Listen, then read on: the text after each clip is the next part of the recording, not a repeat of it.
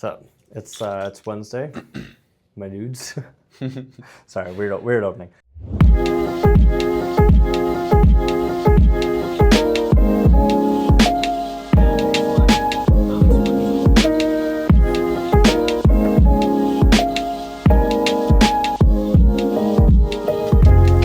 Running a little bit behind the content this week, so we're playing a lot of catch up today because it's been a busy week right through it. We're just gonna go hit up lunch and Costco to grab a couple items quick, and just wanted to bring you guys along for the journey. So stay tuned. And we're taking the Civic. Yeah, we're taking the Civic with the muffler. The unintentional muffler delete. Yeah, unintentional muffler delete. Classic. Sorry, I just gotta find my wallet here. That's all good. I grab my stick too. Don't delete. It's in my pocket. Okay. I don't want to miss my Costco card. All right, ready? Let's do this. Gotta lock up.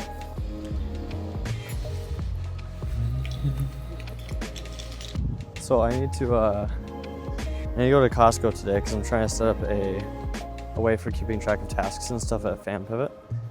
And here, I can get you in here too. I don't have it on wide angle, so it's a little bit tight. I was gonna say I need to go to Costco to I'm gonna get Sharpies. I'm gonna get sticky notes. We're giving Joe crap because on his classic old Civic, there's a little bit of an accident, so now his muffler's a little looser than it should be. So it sounds like that. Classic. That's, yeah, totally fitting the vibe. We're being a Civic owner. Anyways, what I was saying is, for FanPivot, one of our clients that I'm a little bit more deeply involved with, I got to come up with a task management system because I don't want to make things too complicated for everyone to kind of adjust to, because I'm trying to incorporate a lot of different systems and software. And the easiest solution is literally just use a whiteboard as like a Kanban board. So I'm going to sticky notes and Sharpies so people can do that. Speed. You want to grab lunch first? Or do you want to do Costco first? I don't care. Let's do Costco first because then we might be in an area to grab something else. Yeah, I guess. Do you know how to get to Costco? Oh, that's what I got the maps. That's what I got the maps for. Bro's beating me to it. I don't know. I don't think the business center Costco's have the food court. I should have put this on the, should have flipped this around the other way. Such a weird angle to hold the phone. Yeah, this turn kind of sucks here. Yeah, it's nice being in the cities for quick access to stuff, but I don't know, traffic and stuff sucks. There's a lot of people. Yeah. Upside, there's a lot of people. Downside, there's a lot of people. Yeah. We grew up more like in the, well, I don't know if we grew up like true country, but definitely like the countryside of suburbs, so not too suburby either. I don't know, I'm used to like we're used to cornfields and stuff. Woods and stuff. Yeah, at least like 30 minutes outside of the city. Yeah. Where you kind of get into halfway between rural and country. Yeah. So. Well, one upside to the office space we're in right now is we did find a pretty sweet Mediterranean place that has some like pretty good gyros. So I was wondering about that for lunch, but I don't know. We can see if there's another option. We literally had steak last night for our younger brother's birthday, and I was gonna grab some, and then for lunch today, and I completely forgot this morning. I'm low-key disappointed that I forgot about that. Now there might not be any for tomorrow. Steak any extra steak for tomorrow. It was really good steak. It was really Mom good did steak. a really good job. Yeah, I didn't even need to use any sauce on it. It was. Shout out Mom. Shout out. Oh yeah, Mom. low-key Mom is like one of the best cooks and bakers. And like everyone that like eats her food too, like knows it. Like Mom's gotten pretty well known in our circle as being a pretty good cook, which is a pretty sweet flex. Got a bunch of FanPivot stuff this week. And for background, because I don't think they know yet, but FanPivot's one of the clients that we signed back in June. client signed back in June. Basically, there's more of a story behind it, but the basic premise is they wanted a little bit more than just kind of like one-off services. They wanted us like embedded as a part of like their team. So we signed basically like a part-time contract with them. Sort of like within our niche, but kind of a little different because we usually do services and they sell a product. They sell an attachment for airless spray guns for commercial painters. So I'm basically running like the internal team now and building out the marketing and sales functions because we're trying to scale it. It's still a relatively young product line. Anyway, so point is there's a lot going on over there right now because we're really trying to ramp up for I guess they already launched. They've done like a soft launch, but we're trying to really get it ramped up and cash flowing because it's as the I don't know what the VC bros say, it's pre-revenue or whatever. Pre-revenue. I mean, I guess it's generating revenue, but it's just a fancy way of VC? saying it doesn't make any money. Oh. It's For the investing bros. No, it's making money, but not enough to cover payroll and everything yet. So we're trying to get over that hump so it's in a more sustainable spot. So yeah, let's see. We got that. Got some project work this week. We got 2 website projects that we're working on. Joe's getting into a little more media stuff this week. Just shooting our own stuff. He also got to go out and shoot a house yesterday, right? Yeah. How was that? That was a interesting experience. I'm sure that as I edit it that I'll have plenty of notes for next time. But I think overall, first time doing it, I feel like generally some of the shots were about what I wanted. Just maybe we'll need to tweak them in the future. I've only gone through like the first half of the clips so far yet. But yeah, it was fun though. It was fun to shoot it. I mean, it wasn't a crazy house. It was just like a pretty average like a townhome. Yeah. And it wasn't filled. It was an empty house, so there was a lot less really? interest there. Yeah. It wasn't staged. No, it wasn't staged. I mean, it was a little bit, but not very much. But that was okay. It was still fun to shoot and still fun to kind of run around the house and think about what type of things I wanted to, or what kind of shots I wanted to get and how to best show experiencing that.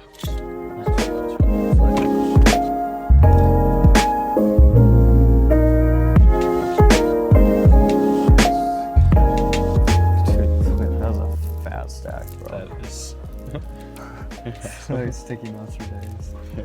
The amount of Sharpies, but I think that kind of fits with what's going that on is here. a huge amount of Yeah, Sharpies. Good. Nice. Also, dude, literally 32 Sharpies for $12. Like my at goodness. Target or something else, it's like $8 for like some, like not even a quarter of that. Costco business Costco center, for baby. the win, baby. Yeah. Anyways, okay. To your point on like in Costco, there's always like the vendors that are sitting around. I don't think it is that useful because like I used to rep like selling when I worked at Costco. I sold like the memberships, so you did like upgrades and selling on the credit card. Like no one pays attention to you, like what you're doing at all. Yeah. It's hard because especially with Costco, it's like I'm sure for the AT&T reps they probably have a better setup where they probably get like better commission stuff. But like for me, it's like there was no difference to my pay if I did better or if I didn't. And the managers were like always like on us to like perform well. It's like, well, there's zero motivation for me to sell or do better. So at a certain point, it's like, listen, if people are interested, they can come talk to me, but I'm not gonna bend over backwards to try and pitch this thing. Yeah. I don't know. It was just annoying. Point 5 goes crazy.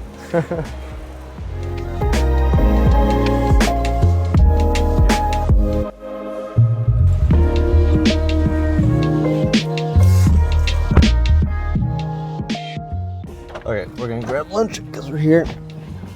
Also, I can't see my frame, but shout out this place, off of Stinson. It's amazing.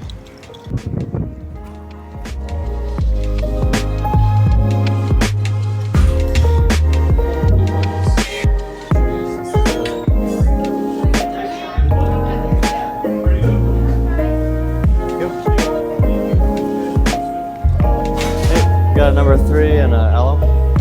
Just flip it through.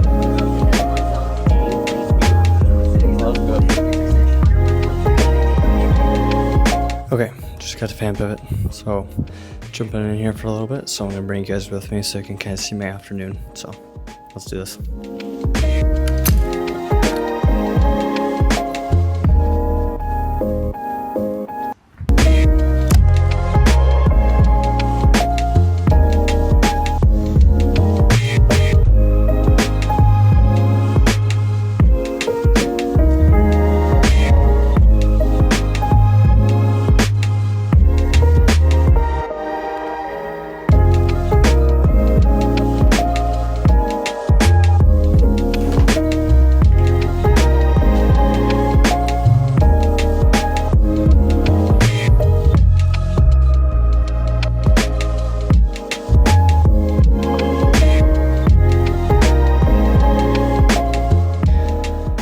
Creating a just as a quick admin task that I've been putting off. Had this idea on my drive-in, but I'm making a database in Notion for just kind of like daily reflections. So I want to get a lot better at putting content out consistently, and I think the key to doing good social media content right now is really just being as authentic as possible. So rather than trying to just push out a bunch of template-y meh kind of stuff, I really want to be intentional about the material that I'm sharing. Long story short, I think the best way that I can do that is if I kind of like journal or catalog what happens every single day, the lessons I'm learning, the things I'm thinking about, and then at the end of every single week, I think I'd like to sit down with a cup of coffee and basically just pour through that and identify any trends or things that any material that might be good content, and then turn that into a post that's helpful. So yeah, so I'm doing this morning. Just really quick before I jump into some other stuff here. Here, let me get the camera in on here. Yeah, you gotta actually show what's going on. Just gonna bring you guys along for it. Okay, so I've got an initial design and stuff drafted up for Kingfisher that we're doing on Friday. So I'm just getting Joe's feedback on it quick. Just to make sure it's cohesive. Well, starting with the hero, how do you feel about like the hero section if you go back up? So we've got social across the top, headline. This is more just like general. This one, the subheadline will actually be more like our H1 because that's actually like the value proposition. Okay. I wonder about that. Like the line. Slight line there. Yeah, if that's. Yeah, that could probably get removed actually. I feel like it might be better if it just goes straight into the other one. Sure, if straight into morphing. Yeah. Okay, it's not a bad idea. I like this. That's good. So actually, I tried something a little bit different with this. So notice how I put the subheadline underneath. How do you feel about that? I didn't even really think about it, but. Yeah, did you like without even thinking about it? Did it kind of help you just scan this easier and jump into it quicker? Because that's kind of my theory, was that you read the headline, you jump along the problems, recognize them, right? It's like, oh yeah, yep, I have got bam, bam, bam. Huh. And if you really want to keep reading, you can. But I did actually, without even thinking about that, I did actually like that. Did you? Yeah. Yeah. I feel like it gets crowded up here when you put all the stuff sometimes. Yeah, because then you almost like feel like you have to like trudge through that before getting to the other stuff. Yeah. Well, so I think the process would be like you come here, you read the title. Then, as you're scanning, you're probably gonna jump past this anyway. When you're scanning, like you're gonna, jump to these. For content heavy, it's always in an F pattern. So you go 1, F, and then down. If you think of like an F line out. Yeah. But if an F had a third one, that would kind of be the other finger. Yeah. But I would expect most people to read the top of the F and the middle of the F and then go down. Yeah. So really either way, you're gonna read this, probably jump to this and skip over this if this was up top. So I think this then, if you have still more questions, this provides more context and it's right there. Yeah, I wouldn't do it every time because for them, they don't need to be educated on what their problem is. Most of these people already know what their problem is. I want them to know that I know what their problem is, in which case I only need them to scan. But they don't know the solution, which is why I want this to be more content heavy, because I want them to be educated on Kingfisher. The point of having him is so that you don't have to do that. So doing it anyway is kind of defeating the purpose of having him. Well, more or less. Not necessarily, because some of that stuff, like, it still saves me time. Because if I can just give an example for the total direction, then all he has to do is execute. He doesn't need clarity, because it's like a perfect instruction instead of how to go do it. Whereas if he is having to figure out design, then all of a sudden there's all this back and forth of, well, do you like this, or do you like this, do you like that, do you like that? But if I could just say, this is exactly what I like, go make it, you know? So it is more work up front, but it ends up saving a lot of back and forth. Yeah, that's fair. At least that's been my experience so far. I don't know, we'll see. This was, I think, the first one that I've done. I think we did same day, kind of the same way, where we did the homepage and then he did everything else. And for today. Oh yeah, did I send you that one yesterday?